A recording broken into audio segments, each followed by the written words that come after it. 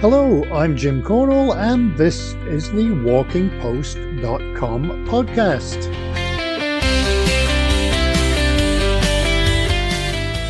WalkingPost.com is the news website dedicated to walking, with all the latest on health, gear, trails, fitness, festivals, books, events, and more. This podcast is number 26, and it's going out on September the 5th. It was my birthday last week, and not really something I celebrate, but I got so many birthday wishes from companies and artists saying, "Happy birthday, here's 15% off our site." So let me get this straight, my birthday gift from you is me giving you money. No. I must try that kind of thinking somehow, and next time it's one of those artists' birthdays, I'm sending them a message to wish them a happy birthday and giving them 15% off advertising on my website. Let's see how they like it. I'll even throw in an autographed walking sock to sweeten the deal. That would make their house unlivable for 2 weeks. Anyway, the next milestone is probably Halloween and then the underwhelming UK version of Black Friday. I got a press release last week about a new drone, and it's one that works on and under the water. So that would be great to have, and so would the £1,000 that it costs. Pay some bills or a water drone. I think I would think twice, but then I'd probably do the sensible thing. The bills can wait. For my birthday, someone gave me COVID, and that's been pleasant. Hopefully it hasn't affected my voice too much. I always used to get lots more calls at the radio station when I had a cold, and it made my voice a lot deeper, and people would be phoning in to say I sounded great. Okay, so I'll just keep my cold permanently then. Let's see what September the 5th is. Well, it's International Day of Charity. Hopefully that makes a difference. It's Be Late for Something Day, which might be every day for me. And it's World Samosa Day. It's also the day that the term Benelux came into being for Luxembourg, the Netherlands and Belgium. I wonder why they didn't go with Lubin. And it's the date that the Voyager 1 spacecraft was launched. And for birthdays, we have Tolstoy, Jesse James and Freddie Mercury. Last time on the podcast, we had a conversation with Keela, a clothing company not a million miles away from where I live, as it is in Fife. And this week we're talking about the High Weald Walking Festival.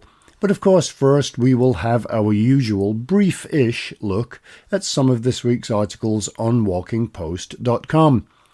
If you do have news, guest ideas or even subjects to cover, or comments, or you want to advertise, please do get in touch via walkingpost.com, or you can just email me directly at jim@walkingpost.com.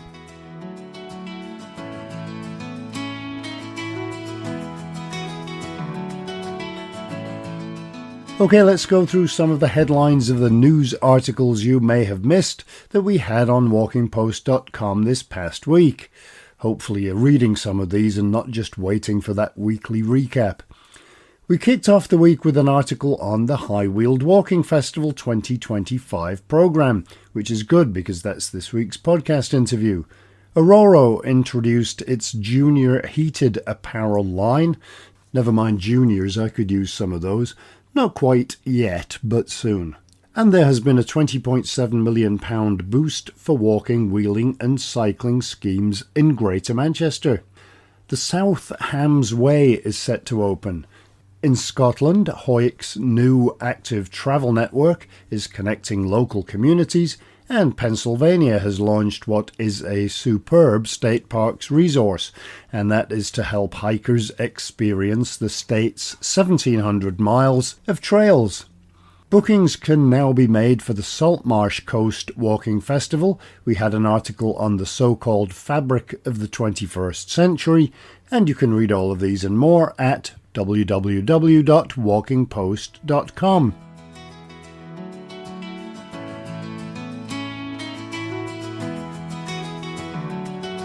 Just one conversation this week, although other interviews are done. I just need to spread them out a little bit because the latter part of the month is kind of crazily busy, and while I'll be doing interviews, I probably won't have much time to edit them.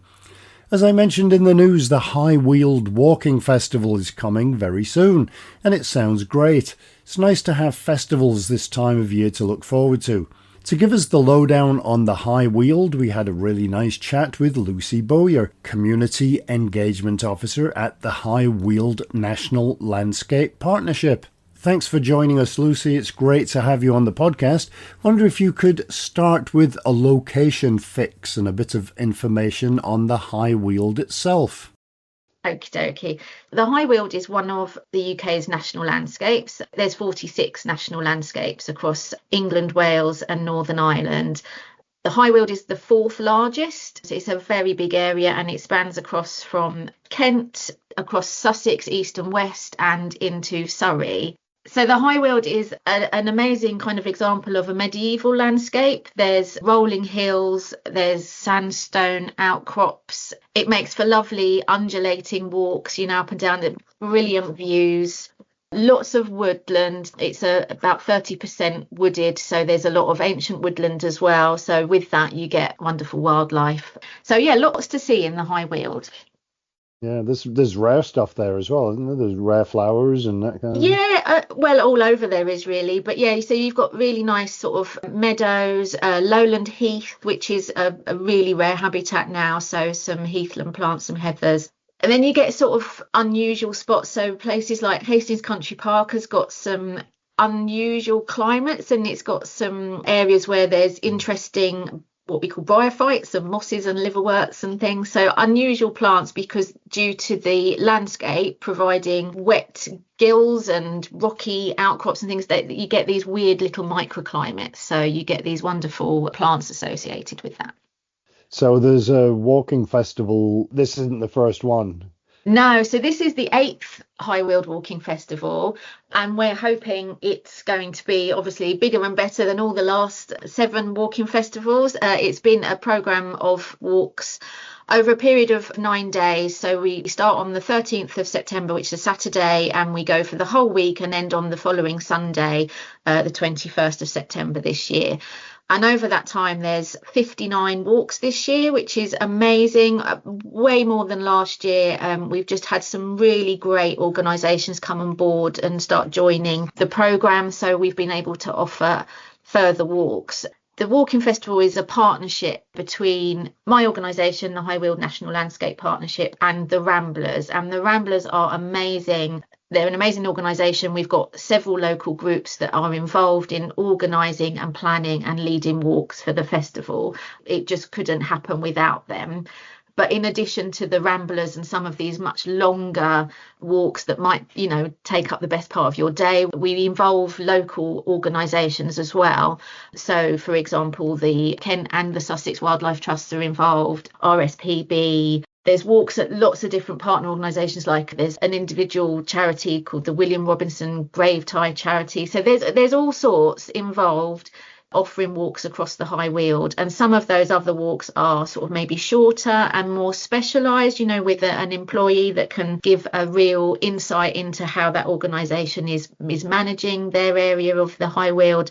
And we've even got Worth Abbey is involved. And so we've got some of the monks doing a guided tour of the Worth Abbey estate, which is a beautiful estate.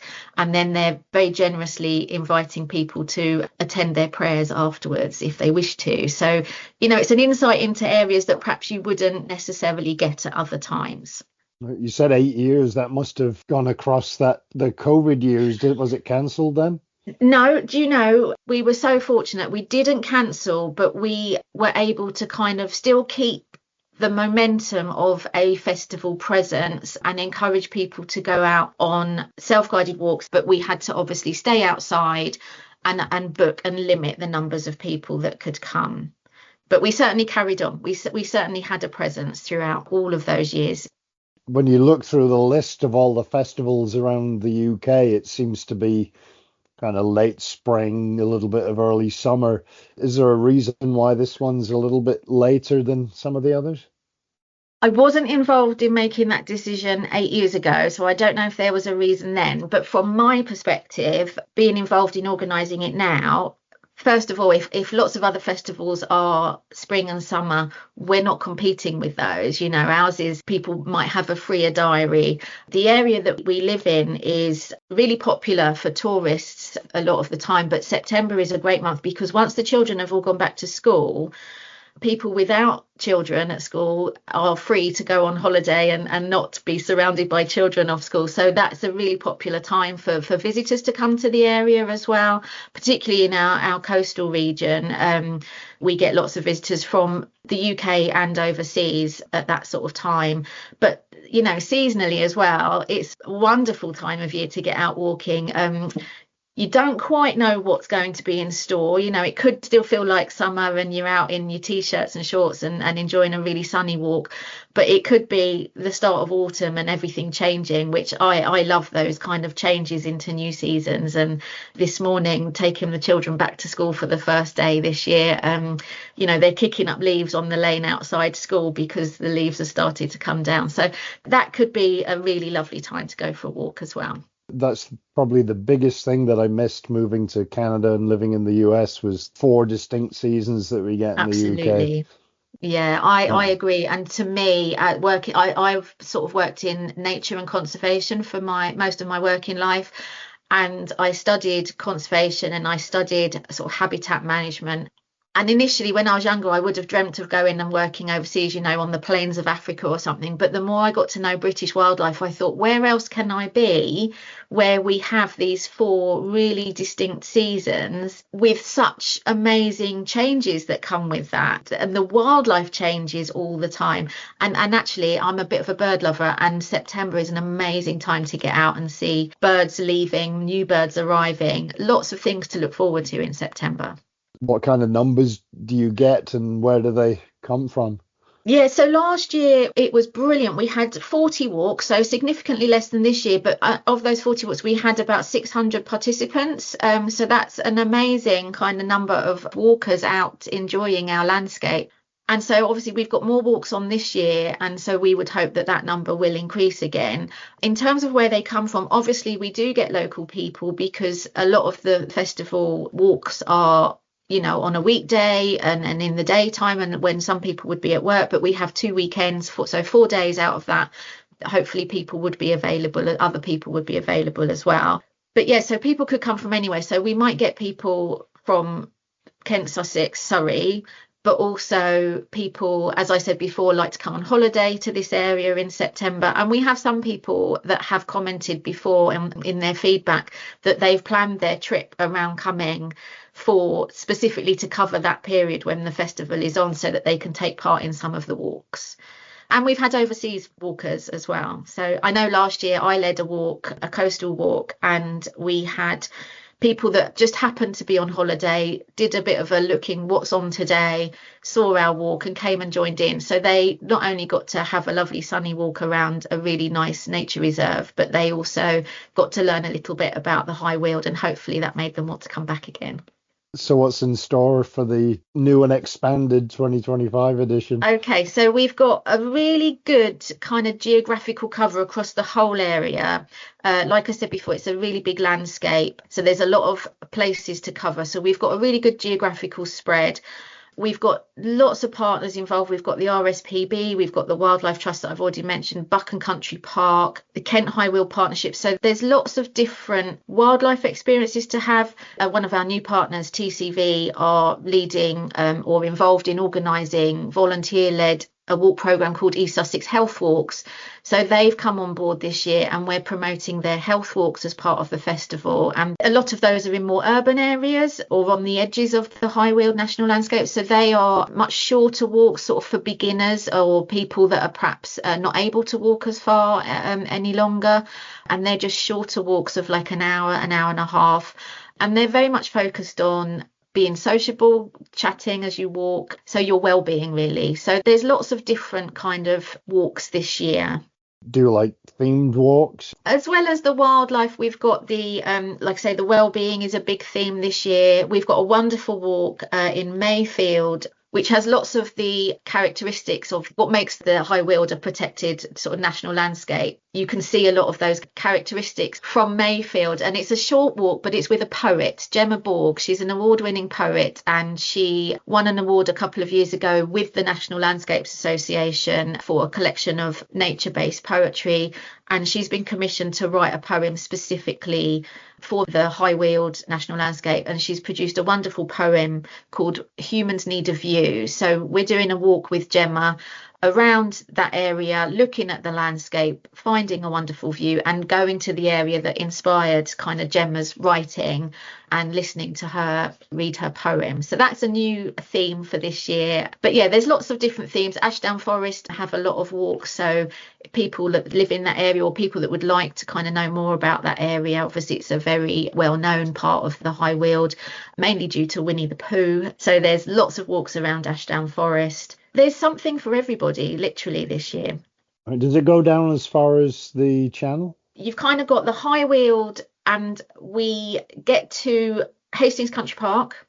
We've got a lovely walk at Hastings Country Park with Jill, one of their officers from groundwork there. And so that is included in the High Weald. And then to Rye, so coastal there. So we've got a couple of walks at Rye Harbour Nature Reserve, and from Rye to Winchelsea.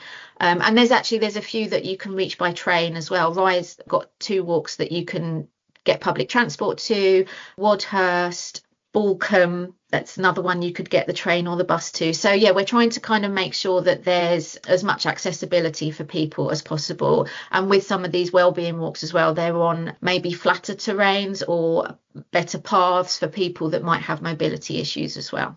You mentioned the accessibility. There's probably a whole range of kind of like very easy and short to strenuous and long, I would imagine. Yeah. So on our website, it's got the whole program. You can look at each individual walk and see that grading. But actually, because that's a lot of walks to go in and have a look at all the detail, there's also a downloadable guide, which is everything on one spreadsheet. And it's just the sort of the most basic information, but it will tell you whether it's easy or moderate, whether there are obstacles like stiles, and it will tell you the meeting points. So basically, you've got a really simple spreadsheet of all of the walks with the important must-know information. And speaking of the must-know information, what can you give me the kind of recap of the dates and whether there's a cost? The first walks are on Saturday, the 13th of September, and there's walks every day from the 13th through to Sunday, the 21st of September. There is no cost. The whole point of the High Weald Walking Festival is it's free, and it's to encourage people to get out and enjoy this wonderful landscape that we have here.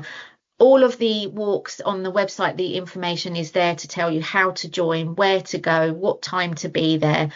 Out of all of those 59 walks, only 14 are bookable in advance. So the rest are just turn up. So really, there's a little bit of planning if you want to go on one of those 14 walks. So it's advisable to have a look at the programme, see what takes your fancy, and if it needs booking, book sooner rather than later so that you've secured your spot. But if it's not a bookable walk, you can just turn up on the day. All right. Do you allow children and dogs?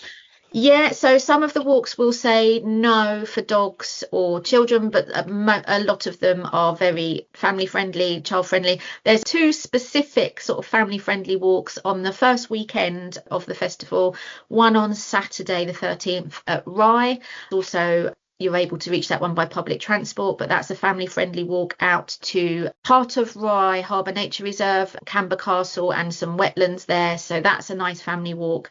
And then on Sunday, the 14th, there's a wonderful walk with Michael Blencowe, who's a well-known Sussex naturalist, wildlife guide. He's also an author, he's written books, and he's a really engaging, entertaining expert of all things wildlife, and he's doing a family friendly walk at Old Lodge Nature Reserve, so that's sort of near Ashdown Forest area, but that one's bookable, the Michael Blencowe. So if that takes your fancy, then you need to book your place on that one. But a lot of the other walks will say children are welcome. All right. Obviously, if you're from the area, it doesn't really matter. But if you were coming in from either overseas or different parts of the UK specifically for the festival, is it easy to get around and find places to stay? In terms of places to stay, I'm hoping that as it's September and school holidays are over, that accommodation is slightly more available in the different areas. In terms of getting around, travelling across Sussex does sometimes need a little planning. It's not the easiest county to drive across. Things take a little longer because a lot of our routes and roads go north to south rather than east to west. So if you are wanting to travel and do some of the different walks, I'd just say just give yourself time. There's quite a few roadworks at the moment. Give yourself a little bit extra time for travelling. And if anybody needs any help, information, advice, they can just contact us through the website. You know, we're here to help and here to encourage people to come and join as many walks as possible. All right, and it is quite a large geographical area that's quite diverse. For those that aren't familiar with it, what are some of your favourite places to go there? Well, I'm based right over in the east, so I know this area best, and I love the coast. So I'm really looking forward to going on the Hastings Country Park walk. I love Hastings Country Park. It's such a diverse area. You can have an easy or a really difficult walk at Hastings Country Park. It's a really sort of unusual set of habitats. Nothing else around it is quite like it. And then you've got the sea as a view as well. That really ticks boxes for me. But I also love woodlands, so any of the sort of woodland walks would be amazing. Yeah, I'm looking forward to so many things. A walk with the poet, finding a bit more about how Jemma goes about writing. You could do absolutely anything on these walks, but my favourites are generally coastal and woodlands. So there's things for me to enjoy as well.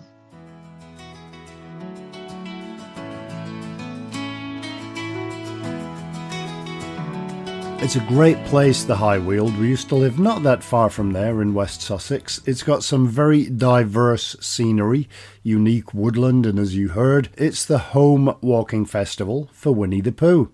Will he be there? Well, you'll have to check out the website www.highwealdwalks.org. As it's a bit of a shorter podcast, I think I feel another rant coming on, in spite of the state of my voice. And of course, all of this is tongue firmly in cheek. I think I'll call this one the endpoint arrivers. I was first made aware of this subspecies when I went to Austria hiking for the first time when I was in university. We spent several hours hiking up the side of a mountain in the Tyrol, and it was beautiful, and it was hot. Now, in many parts of Austria, at least at the time, I'm not sure about now, you could pick up a little card passport of sorts at the visitor centre, and you'd get that stamped in various places around the town and around the region, and those stamps would earn you hiking badges. Quite often they were at mountaintop cafes, so at the top of this deserted mountain was a beautiful cafe with an absolutely beautiful view.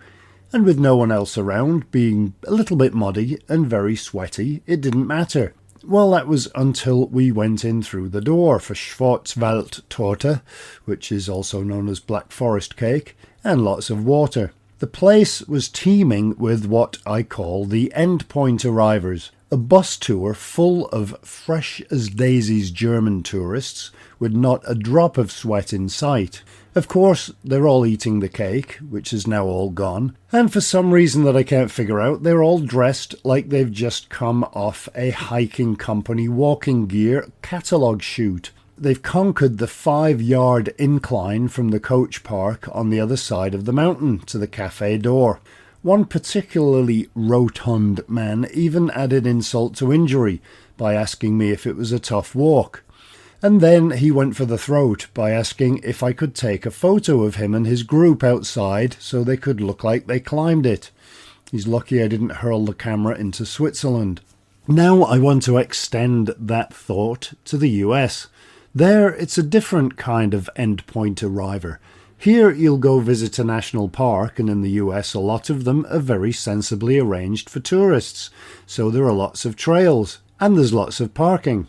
While we would park somewhere and do a 20-mile trail, the way that many people do it is to simply drive to parking lot number 1, get out, take a selfie, get back in, drive to the next parking lot or viewpoint, get out, take selfie number 2, and repeat this until the end of the trail. Now, admittedly, some might go 100 yards if there was something really spectacular. like a visitor centre with washrooms, a restaurant and a gift store. One of the German's obviously American cousins asked me with a look of amazement as we walked up to the visitor centre, "Where did you come from?" I told her the first car park. "You can do that?" "Yes, it's called hiking." And of course these people are also in full hiking gear because it ruins the credibility of the social media posts that say, "We hiked Zion." It's an incomplete sentence. We hiked Zion from the car and our daily total was 480 yards. We took in 2,400 calories and burned 30. Having said that, I'm not just blaming other people. It is also prevalent here in the UK, where you get the people who park as close as they possibly can to the Instagram coordinates and saunter the 100 yards to the top of the hill, pristine gear and walking poles with not a smear of mud on them. A couple of years ago in the Galloway Forest, close to where we live, we even had to help out a family who had driven so close to the top up a path that was definitely not a road that they got stuck. And then the woman said to me, "There's no bars to call the AA," as if the AA is going to come and help you up here. They weren't even embarrassed. Fortunately, about 5 minutes later, while we were deciding what to do, a farmer on a four-wheeler came by, and then he went for his truck. And then came the most priceless comment of all when the farmer arrived, and that was from the stuck car's driver. "Don't scratch the car," he told the farmer. The farmer gave me a look as if to say, "I wasn't going to scratch your car, but I am now." Okay, I feel a little bit better after that. A little bit. Anyway, that's it for another podcast. If you have news or suggestions for podcast guests, please do get in touch through jim@walkingpost.com. If you have a subject that makes you mad about walking, as long as it's not this podcast, I'd love to hear about that too. My walking this weekend probably isn't happening as I recover from COVID, and it's the air show this weekend, so all the roads in the county will be filled with people trying to get a view of a plane in the distance. I must admit I'd like to see the Lancaster that's there, and I would also like to see the Red Arrows, but not if I have to spend 2 hours driving 5 miles. So I hope you enjoyed this week's WalkingPost.com podcast, and I hope you have a great week. Hopefully with a walk involved, and hopefully that's in nice weather. So, until next time, happy trails! Walking Post from WalkingPost.com is an Air Coastal Media Limited production.